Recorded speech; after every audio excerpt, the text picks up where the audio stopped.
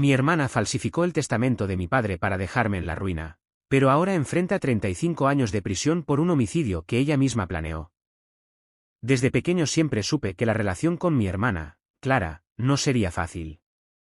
Ella es 3 años mayor que yo, y aunque muchos pensarían que eso la hacía más madura o protectora, la realidad era completamente distinta. Clara siempre fue competitiva, caprichosa y, sobre todo, ambiciosa. Recuerdo que cuando éramos niños, si mi madre me compraba un juguete, Clara lo rompía o lo escondía para que yo no pudiera disfrutarlo. Si yo recibía un halago de mi padre, ella hacía un escándalo hasta conseguir uno más grande. Yo aprendí a resignarme, era más fácil ceder que discutir con ella. Con el paso de los años, nuestras vidas tomaron rumbos distintos. Clara consiguió un buen trabajo en una empresa y siempre presumía de su independencia. Yo, en cambio, me quedé más cerca de mis padres. No era que no quisiera progresar, pero siempre sentí la necesidad de estar con ellos, ayudarlos en lo que pudiera. Y nunca me arrepentí de eso. Cuando mi padre enfermó, Clara prácticamente desapareció. Solo aparecía cuando sabía que habría visitas o cuando quería publicar una foto en redes sociales, fingiendo ser la hija ejemplar. Pero en la realidad, ¿quién lo llevaba a las citas médicas? ¿Quién le daba la mano en las madrugadas cuando no podía dormir? ¿Quién le leía el periódico cuando su vista ya no alcanzaba? Era yo. Esos meses fueron duros, pero también fueron los más íntimos que viví con mi papá. Hablábamos de todo, de su infancia, de los errores que cometió, de sus arrepentimientos, pero también de sus orgullos. Una noche, cuando ya estaba muy débil, me dijo algo que jamás olvidaré: hijo, yo sé quién ha estado aquí, quién realmente me ha acompañado. Clara es mi hija, pero tú eres quien me sostuvo cuando más lo necesitaba. No quiero que el día de mañana quedes desprotegido. En ese momento no entendí bien a qué se refería, pero semanas después me confesó que había preparado un testamento. Me miró con seriedad, y aunque su voz apenas le salía, fue claro. La casa y una parte de las tierras serán tuyas. Clara ya tiene su trabajo, su vida. Tú mereces quedarte con lo que realmente cuidaste. No es favoritismo, es justicia. Yo me quedé en shock. Nunca lo pedí, nunca lo esperé. Lo único que quise fue estar con él, y sin embargo, él decidió recompensar ese esfuerzo. Poco después, llegó el día que tanto temía: mi padre falleció. Sentí que el suelo se abría bajo mis pies. Perdí a mi mejor amigo, a mi confidente, al hombre que me enseñó que la honestidad siempre debía ir primero. El duelo fue devastador. Y justo cuando estaba en mi peor momento, Clara mostró su verdadero rostro. Apenas un par de días después del entierro, apareció con un folder en la mano, con ese tono arrogante que siempre la caracterizó. Lo abrió frente a mí y me dijo con frialdad: papá decidió dejarme todo. Aquí está el testamento, con firma y todo. Tú no figuras en nada. Al principio, pensé que debía haber algún error. Tal vez papá había cambiado de opinión en el último momento. Quizás yo había malinterpretado sus palabras. Pero al ver el documento, sentí que algo no cuadraba. Era un testamento notariado, sí, pero la firma no era la de mi padre. Él tenía un temblor en la mano derecha que siempre dejaba una marca peculiar en las últimas letras. En ese documento, la firma era demasiado recta, demasiado perfecta. Le señalé mi duda y Clara me respondió con una sonrisa venenosa: ¿ahora dudas de papá? ¿Vas a decir que el hombre al que tanto idealizaste no sabía lo que hacía? Déjalo, hermano. Tú no eres nadie en este asunto. Esas palabras me atravesaron como cuchillas. No solo me arrebataba lo material, también quería destruir el recuerdo de lo que mi padre me había confesado en vida. Los días siguientes fueron un infierno. Clara se mudó inmediatamente a la casa familiar, como si siempre le hubiera pertenecido. Cambió las cerraduras, mandó sacar todos mis objetos personales, incluso fotos donde yo aparecía con mi papá. Llegó al extremo de decirme: ya no tienes nada que hacer aquí. Este lugar ahora es mío.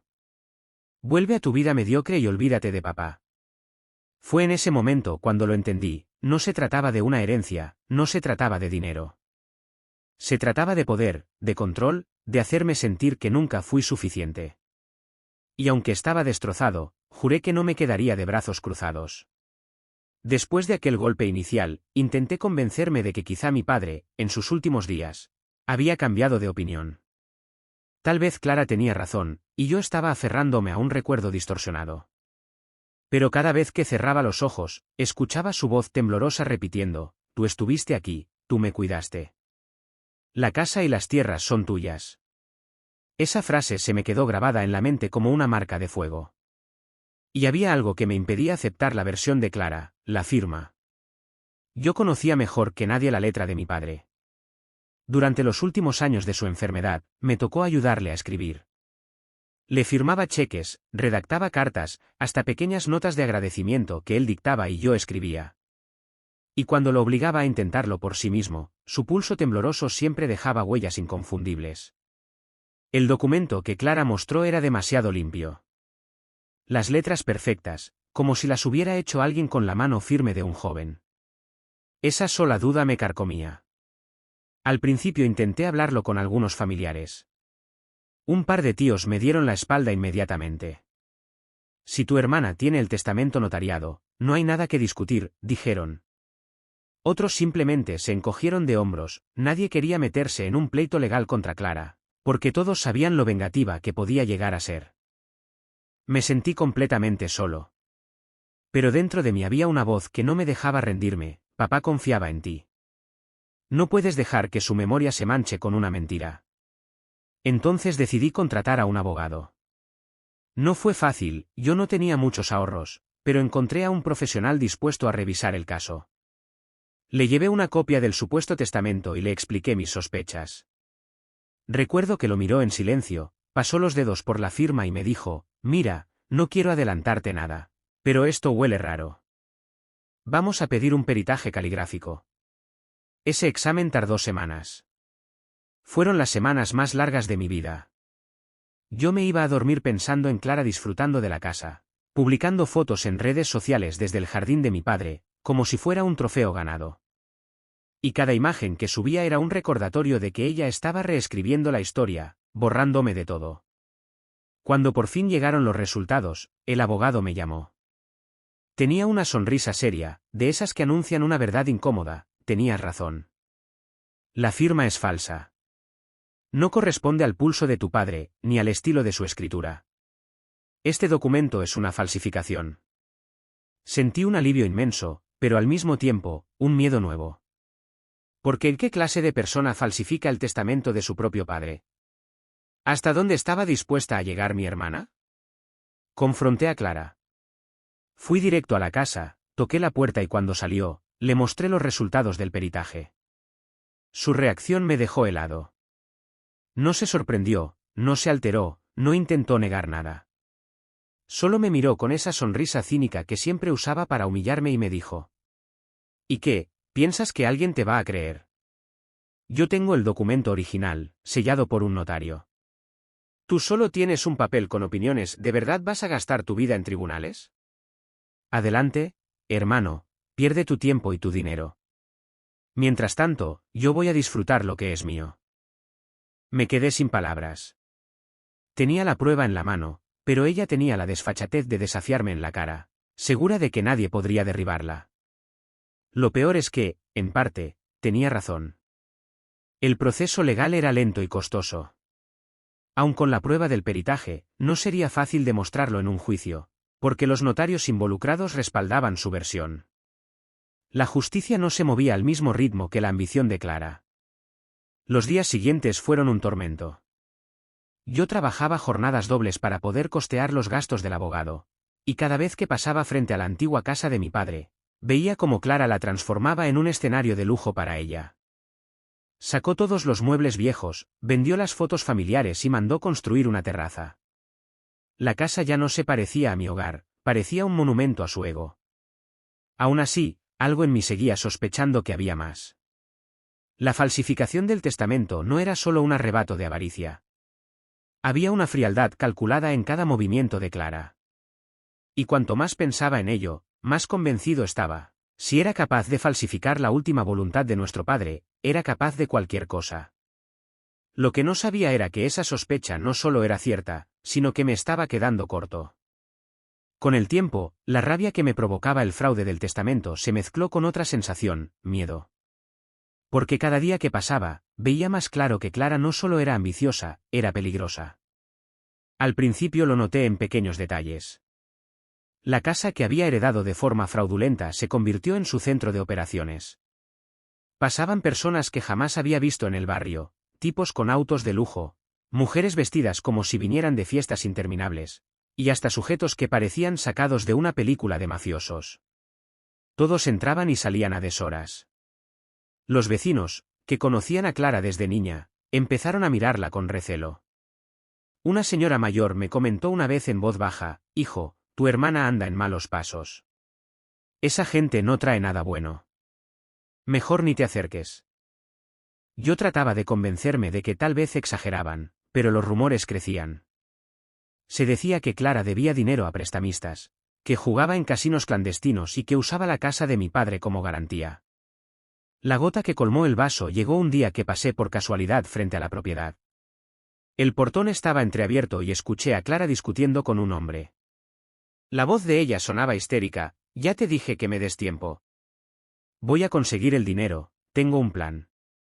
Confía en mí, solo necesito que la quiten del camino». Me quedé helado. No entendí del todo lo que significaba quitar del camino, pero el tono en que lo dijo me dejó claro que no se trataba de algo inocente. Poco a poco empecé a descubrir su vida secreta. Clara estaba saliendo con un empresario casado, un hombre casi 20 años mayor que ella.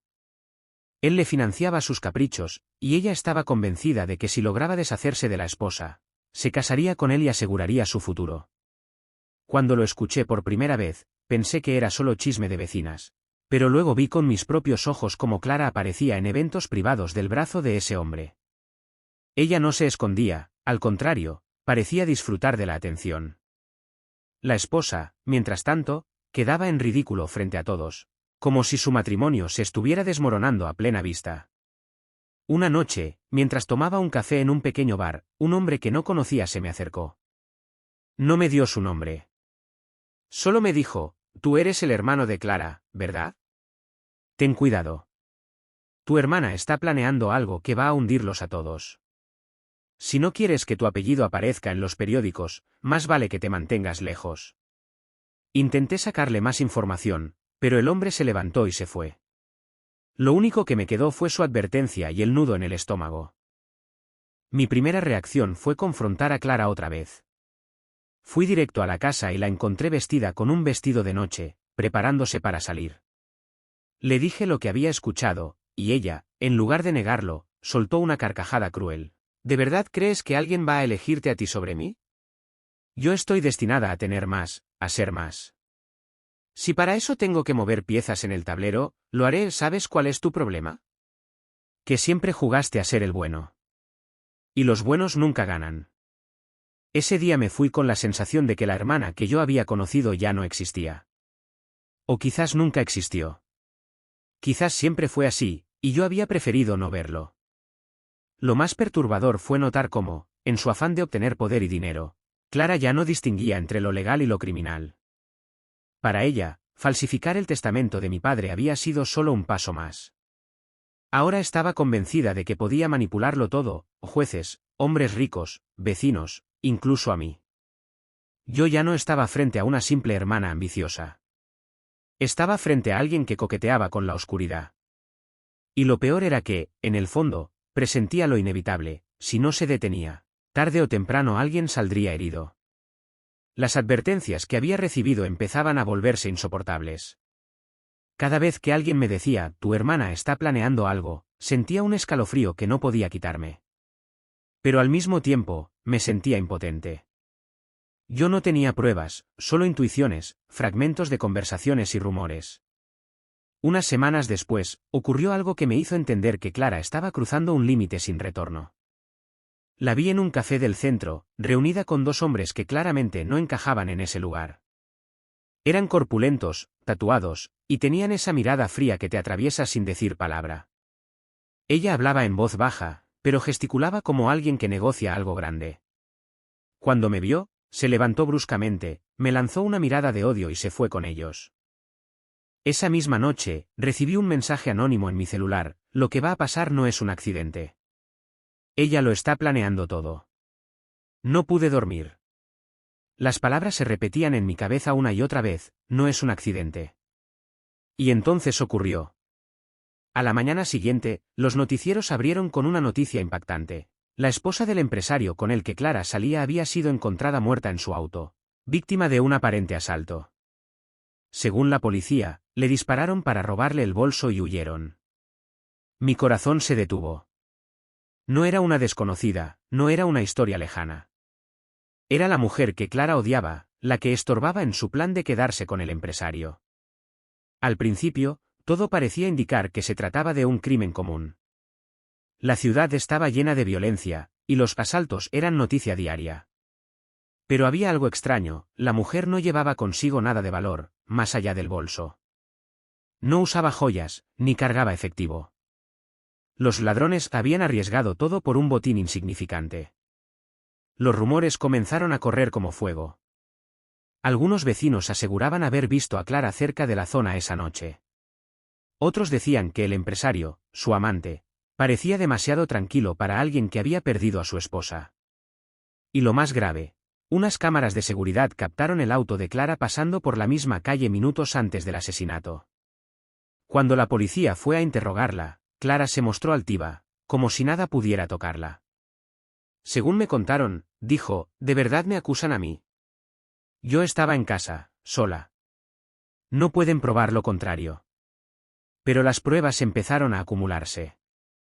La policía rastreó llamadas, mensajes, y descubrió que Clara había contactado varias veces a uno de los hombres que yo había visto en el café.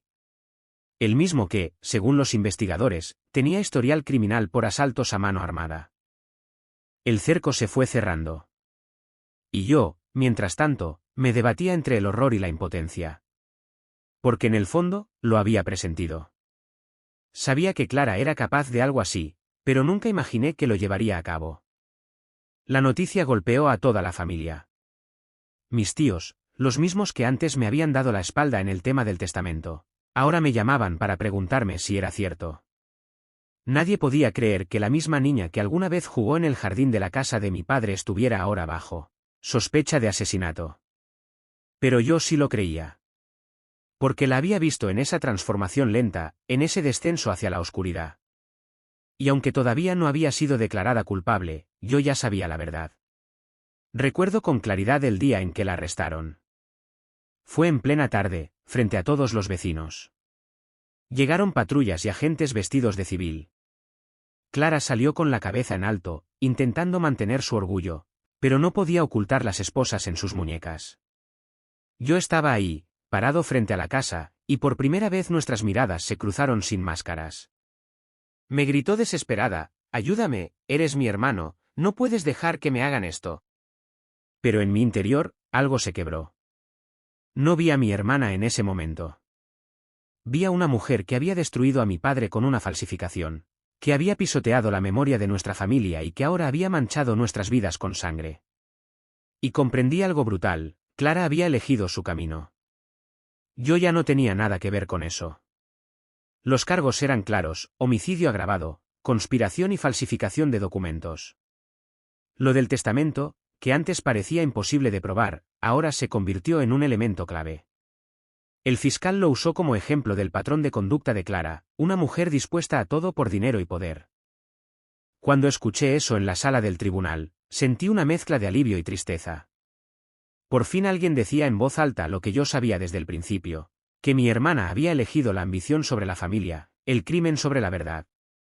El juicio de Clara se convirtió en un espectáculo mediático. No era solo el caso de una mujer acusada de asesinato, era el morbo de ver a alguien de familia respetable, enfrentando cargos que parecían sacados de una novela negra. Los periódicos hablaban de ella todos los días. Las cadenas de televisión instalaban cámaras afuera del tribunal y hasta programas de radio hacían debates sobre si era culpable o inocente. Yo, que nunca había buscado atención, me vi arrastrado a ese circo. De pronto, periodistas me paraban en la calle preguntándome: ¿qué opina de que su hermana sea acusada de homicidio? ¿Es cierto que ustedes ya tenían problemas desde la herencia? ¿Siente usted que esto es justicia o venganza? No sabía qué responder. ¿Qué podía decir? Que me dolía ver a mi hermana ahí, pero que también sabía que era culpable. Que la amaba por ser mi sangre, pero la despreciaba por todo lo que hizo. La gente no quiere escuchar contradicciones, quieren titulares fáciles. Así que empecé a guardar silencio. El primer día del juicio fue impactante. Clara entró al tribunal esposada, pero erguida, con la barbilla en alto, vestida con un traje caro que seguramente su amante o sus contactos habían pagado. Sonreía, como si creyera que todo era un simple trámite que terminaría a su favor. Cuando me vio entre el público, me lanzó una mirada que no supe interpretar, una mezcla de súplica, reproche y desafío. Como si quisiera decirme, tú deberías estar de mi lado. El fiscal abrió con una declaración que heló a todos: esta no es la historia de un robo fallido. Este no es un crimen pasional. Este es un asesinato planificado, ejecutado con frialdad, y motivado por la avaricia. Y la persona sentada allí, señaló a Clara, es la mente detrás de todo.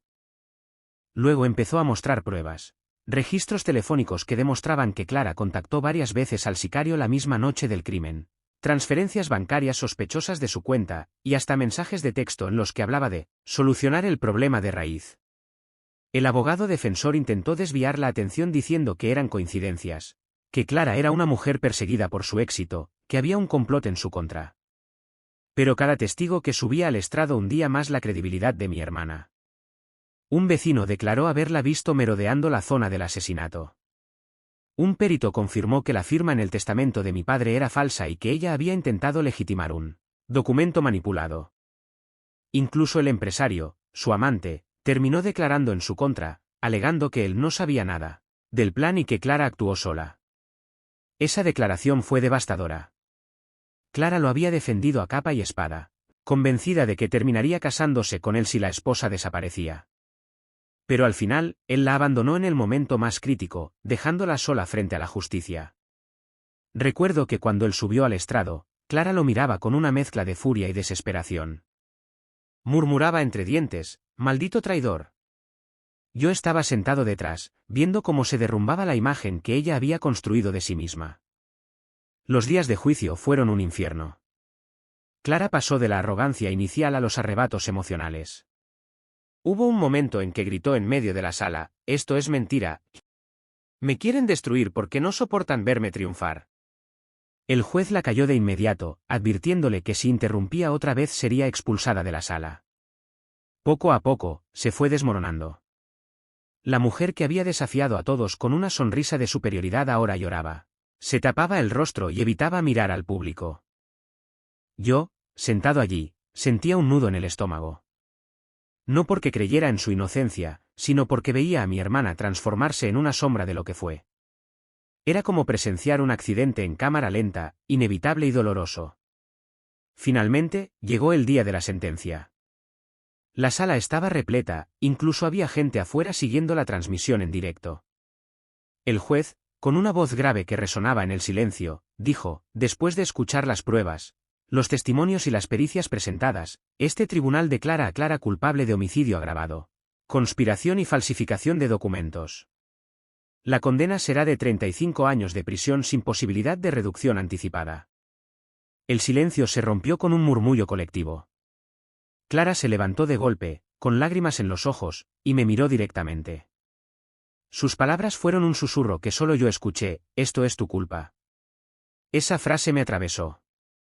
Ella no veía su propia responsabilidad, no aceptaba que había destruido su vida con sus propias manos.